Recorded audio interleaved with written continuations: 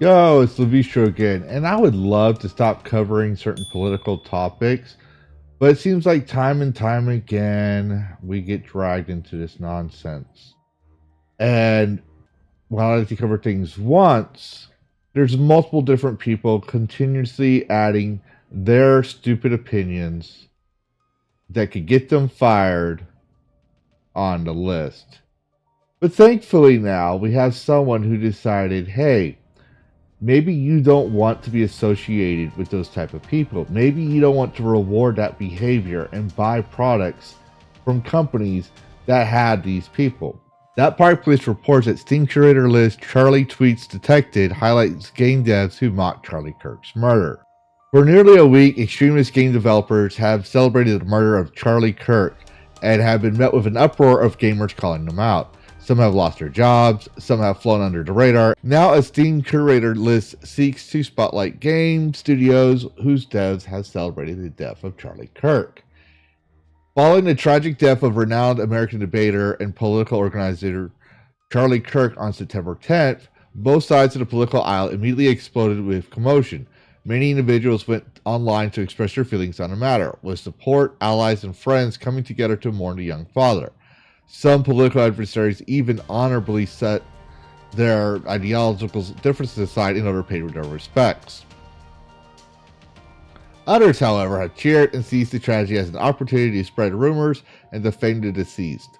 Such derisive celebration was not exclusively expressed by anonymous users online, but also by high-profile game studios and developers such as Bethesda and Sucker Punch.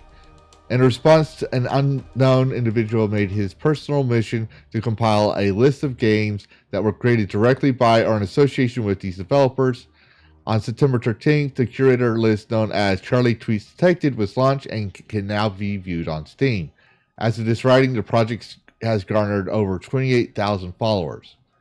According to the conversation this reporter had with the list author, CharlieTweetsDetrected was inspired by the highly successful Sweet Baby Ink Detective Curator list of 2024 last year. I was inspired by the SBI Detective Curator and its success, the page's creator said. First, I saw the infamous Ghost of Yote dev tweet and was annoyed, but thought it was isolated. Then I saw a particularly callous tweet from a game called Caravan Sandwich. This wasn't just a rogue dev, this was the game's official Twitter page. The tweet read, "What a week, a game came out and a fascist got 360 no-scope. That sent me over the edge." The author of the list isn't afraid to express his own political beliefs online, but the stated intent of the project is not inherently partisan. The curator says he isn't bothered by the personal politics of individual developers. Later in our conversation, he added, "This isn't about woke versus unwoke. It's about violence versus peace." Both publicly and privately, he specified that he does not wish for developers to be harassed as a consequence of CharlieTweetsDetrected. And yes, you shouldn't harass these people. Just leave them alone. Like, literally, just leave them alone. And just when those people are working somewhere, just tell this studio, I don't want to be giving you my money if you had these type of people in there. Vote with your wallet.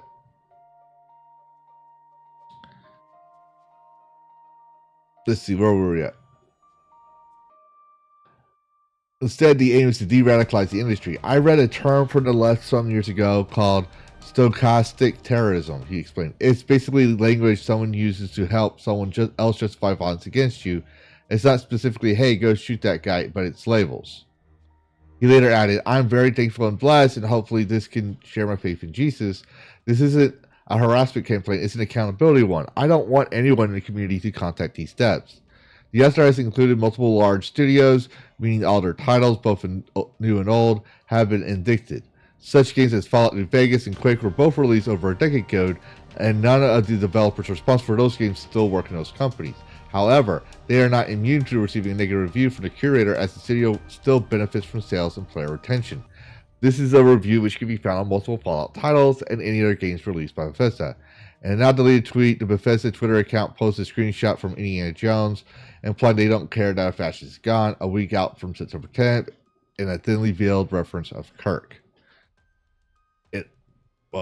Yeah. Or this one, which should be found on Quake. Night Dive Studio heard when Trump was pew-pewed that supporters deserved it too. The review says this rhetoric is what I'm trying to put an end to.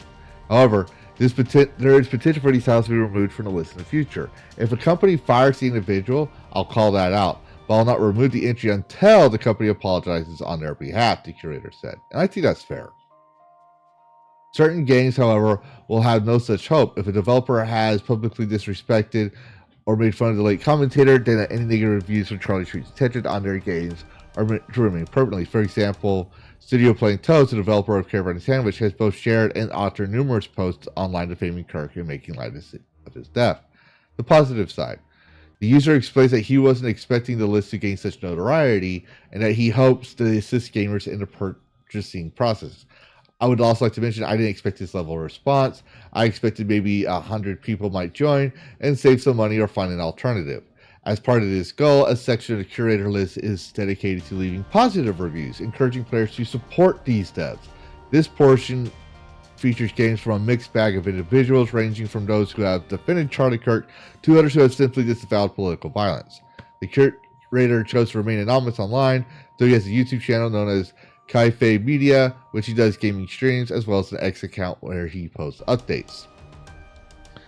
So long as companies are implementing policies to prevent failures such as Concord, they should consider cracking down on employees who ruin other projects with pro-violence rhetoric. Political polarization has more than spilled into the gaming scene, and it's incumbent upon studios to address this in a way that will put the minds of consumers at ease.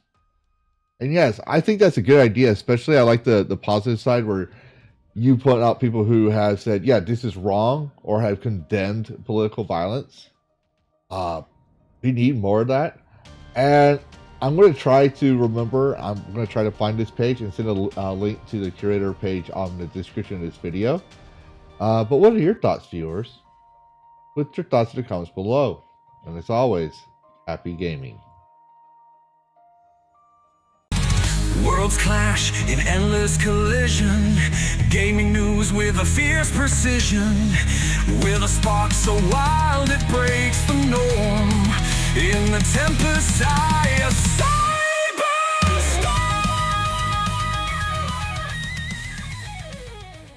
Reclaim gaming and dragon cast. Fire breathing wide, screaming loud. Levistro's here to shake the crowd. Psychotic dragon ready to ignite. Hold on tight.